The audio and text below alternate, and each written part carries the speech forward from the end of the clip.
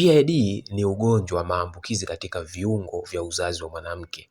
Pia unafahamika kama maambukizi yanayosababisha kuvimba kwa viungo vya ndani vya mfumo wa uzazi wa mwanamke, ambao kwa sehemu kubwa huwa unasababishwa na bakteria wanaoingia kupitia sehemu ya chini ya mfumo wa uzazi wa mwanamke. Hapa nikiwa namaanisha uke kwa maana ya vagina, pamoja na ule mlango wa uzazi, mlango ule wa shingo ya kizazi wa mwanamke unafahamika kama cervix, na kuweza kusambaa hadi kwenye ule mfuko wa uzazi na viungo vingine vya juu vya uzazi kama vile ile mirija ya uzazi kwa maana fallopian tubes na tezi za mayai ya uzazi kwa maana ya ovaries, na kusababisha athari mbalimbali za kiafya katika ule mfumo wa uzazi wa mwanamke ambazo kitaalamu huwa zinatafsiriwa kama PID. Sasa tiba yetu kama nilivyosema,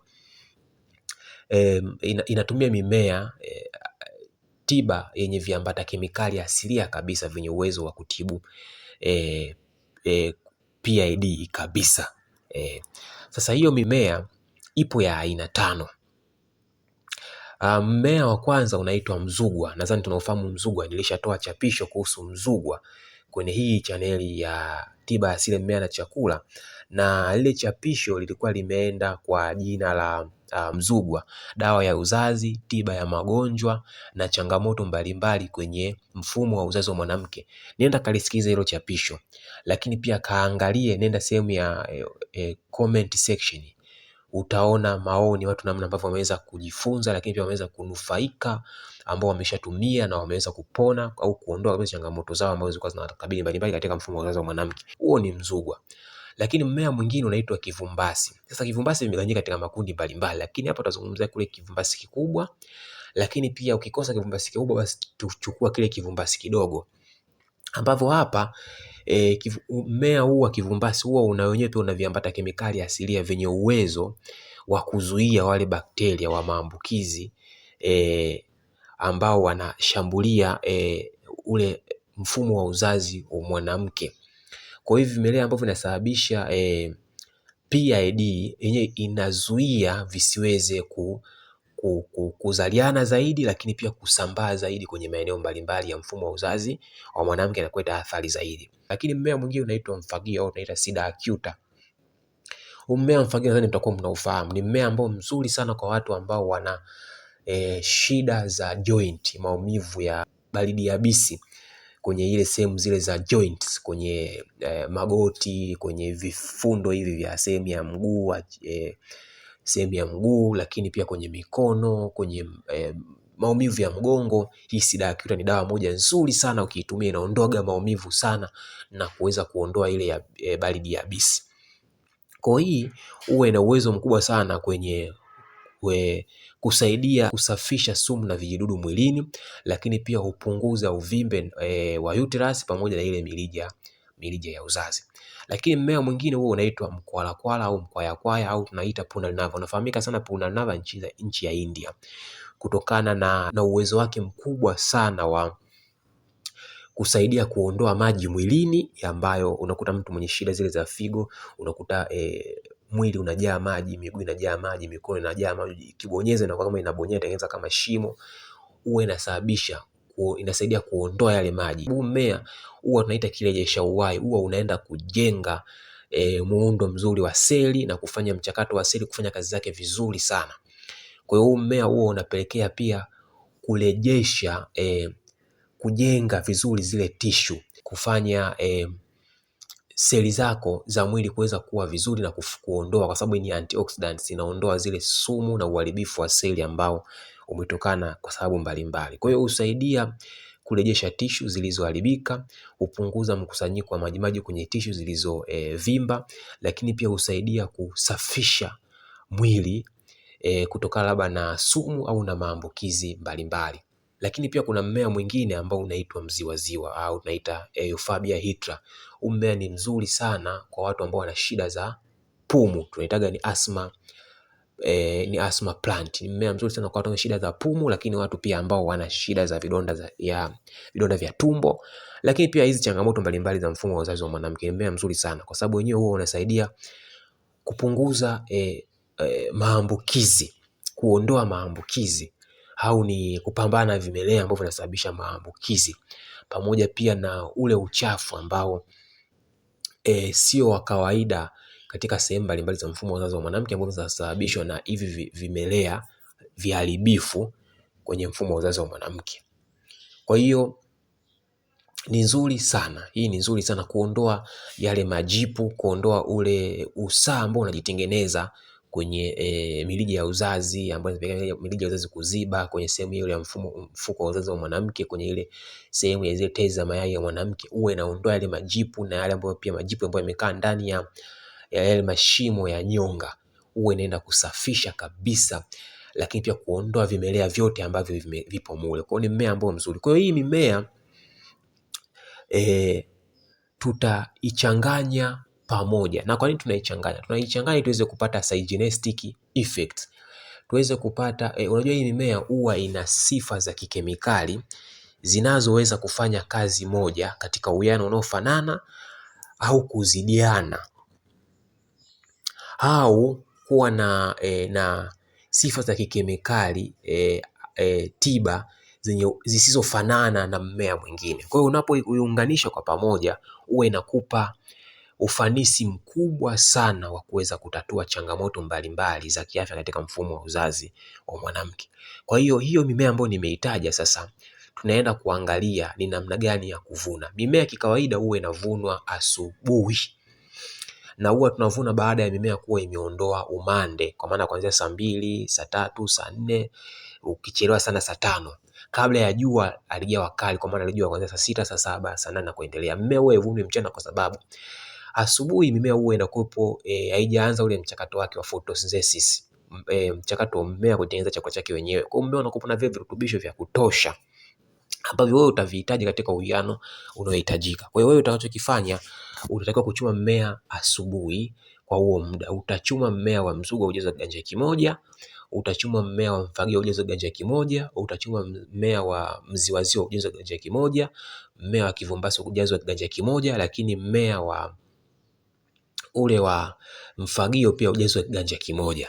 Kwa ukisha chuma hiyo mimea, hiyo ni dozi ya siku. Sasa utakachokifanya wewe, utakuja nayo hiyo mimea nyumbani, utachukua maji safi, utaweka chumvi vijiko kuanzia 3 kwenye maji kiasi, utatumbukiza mmea wa mzugwa, mmea wa mfagio, mmea ule wa pulalnava kwa maana ya mkwaya au mkwalakwala ukirejesha uhai, lakini pia ambao pia na wenyewe ulichuma ujazo kiganja kimoja. Utachukua ule mmea wa kivumbasi, hiyo mmea aina 4 utaiweka kwenye ile maji ya chumvi, utaacha kwa dakika 2.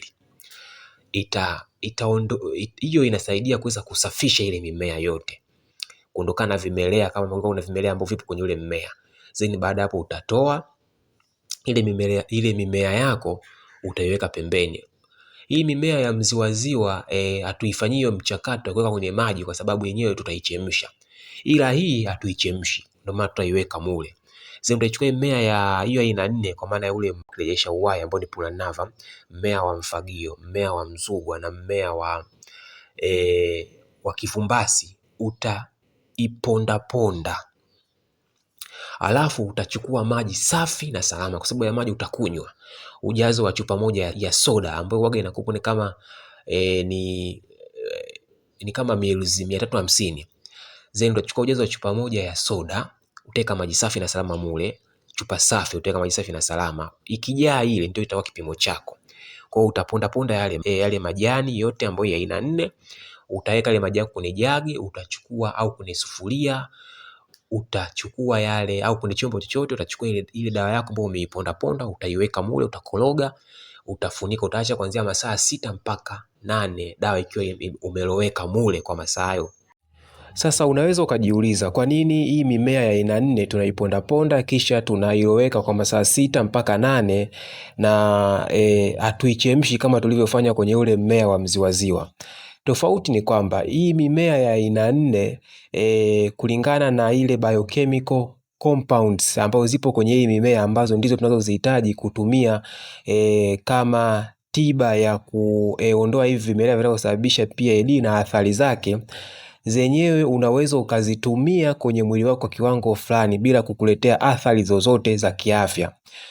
ukilinganisha na zile biochemical compounds ambazo zipo kwenye mmea wa mziwaziwa, ambazo zenyewe ukizitumia kwa kiwango ambacho nitaenda kukuelekeza, zinaweza zikakuletea athari kwenye mfumo wako wa afya na kusababishia madhara mengine. Na ndio maana tunafanyaje kule, tunachemsha. Lakini kwenye hii mimea ya aina 4 pia tunasema zile biochemical compound zake ni rahisi kuyeyuka kwenye maji, na ndio maana tunaiponda ponda na tunaloweka kwa huo muda wa masaa 6 mpaka 8. Tunafanya masaa 6 mpaka 8 kwa sababu tunaamini kwamba kwa huo muda wa masaa 6 mpaka 8 vile viambata kemikali asilia vitakuwa tayari vimeshakuwa dissolved kwenye maji, tayari kabisa kwa wewe kuweza kuchuja na kubaki na maji ambayo ni dawa, kwa maana kwamba na vile viambata kemikali asilia ambavyo vinaweza vikakuletea faida sasa ya kuweza kupambana na vimelea vya PID, lakini kuondoa zile athari za PID.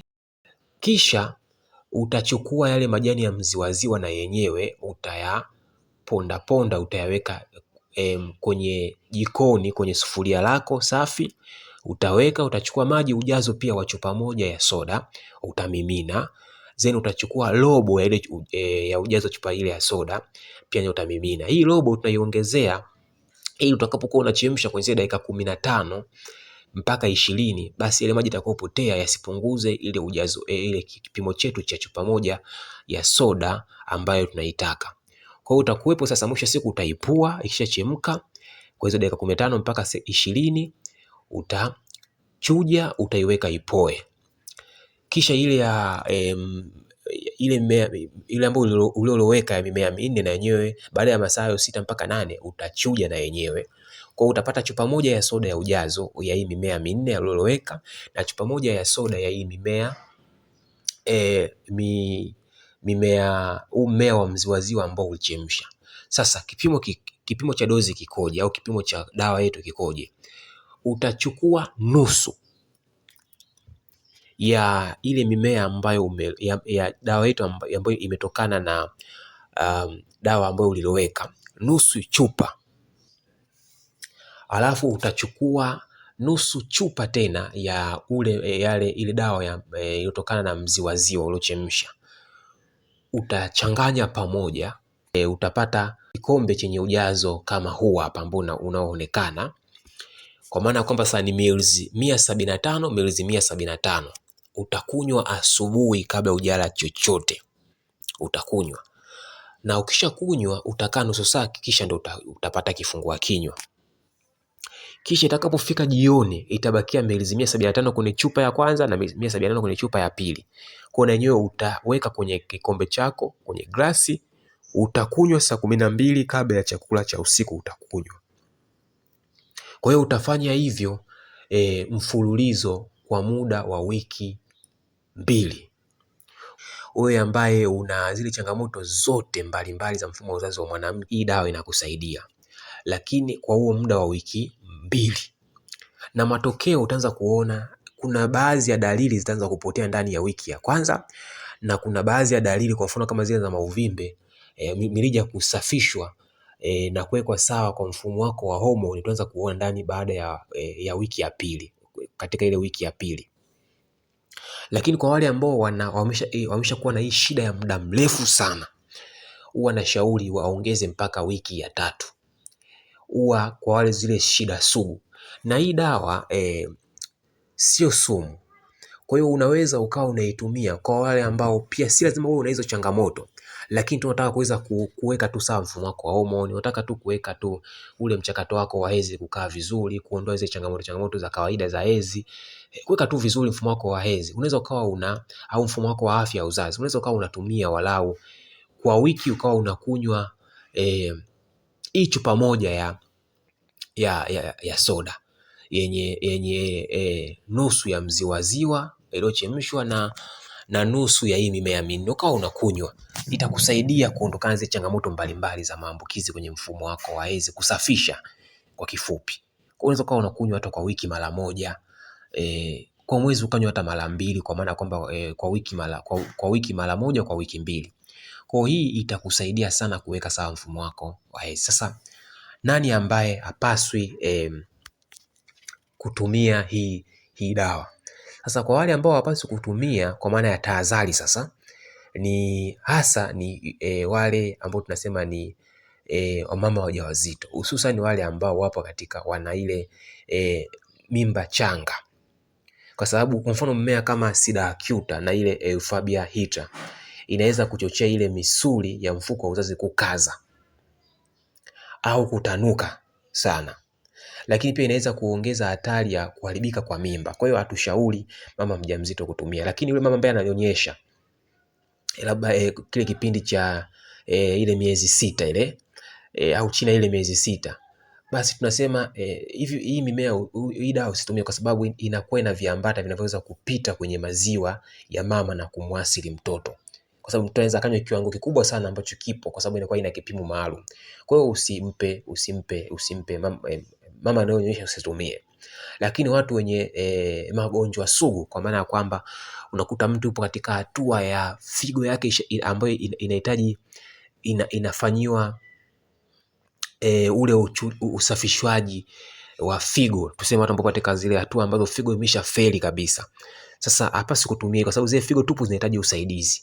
Kwa hiyo hii dawa kwa sababu ina nguvu, itaweza kapelekea hii figo ikashindwa kabisa kufanya kazi, au ikaiathiri zaidi na kupelekea katika hali kuwa mbaya zaidi. Kwa hiyo wale watu ambao wana shida zile kubwa za figo, wameshafikia hatua ya kusafisha, figo zimefeli, wasitumie hii dawa, au watumie kwa ushauri wa daktari.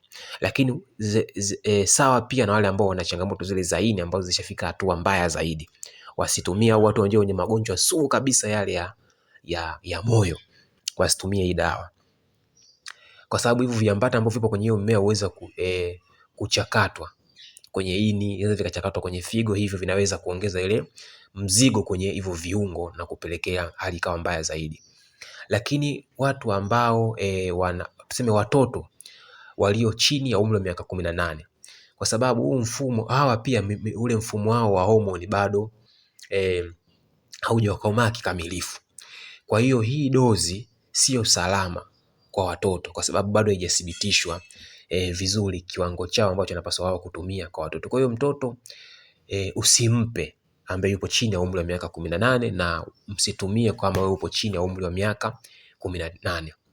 Lakini pia labda kwa ushauri sasa wa daktari, au kama una uhitaji sana matumizi wa hii, maana ni kwamba ni heri ukapata ushauri wa daktari, au ukaniuliza namna gani unapaswa kuweza kutumia kwa mtu ambaye yupo chini ya umri wa miaka 18. Kwa hiyo katika hayo makundi ambayo nimeyataja, basi tusifanyaje, usitumie hiyo dawa. Lakini pia wakati unatumia hii dawa, ili uweze kuona matokeo mazuri zaidi, basi acha yale masuala mengine ambayo nimetoka kuyataja, ambayo yanaweza akawa ni sababu ya wewe kupelekea kupata vimelea vipya au maambukizi mapya.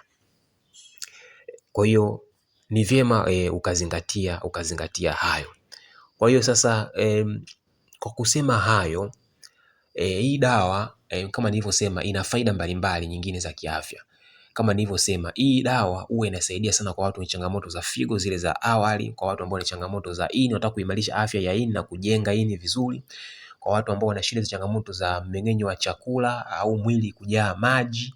Hii dawa ni nzuri sana kwa wale watu ambao wanataka wana maambukizi ya bakteria maeneo mbalimbali na vimelea mbalimbali kwenye tumbo, tumbo kujaa gesi, mingurumo kwenye tumbo, sijui vidonda vya tumbo. Hii dawa ni nzuri zaidi. Lakini pia wale watu ambao wanataka kuweza kuondoa sumu mwilini, hii dawa ni nzuri pia. Ila hapa tunashauriaga pia unaweza ukaiongezea ukwaju. Ile juisi ya ukwaju unaweza ukaongezea hapo kama unataka kusafisha vizuri mwili wako. Hii dawa pia ni nzuri sana. Kwa hiyo tumia hiyo dawa kama nilivyokuelekeza, na utaona matokeo makubwa sana sana sana. Kwa hiyo nikutakie maandalizi mema, matumizi mema, na tukutane wakati mwingine wa darasa mengine. Mungu akubariki, siku njema, asante.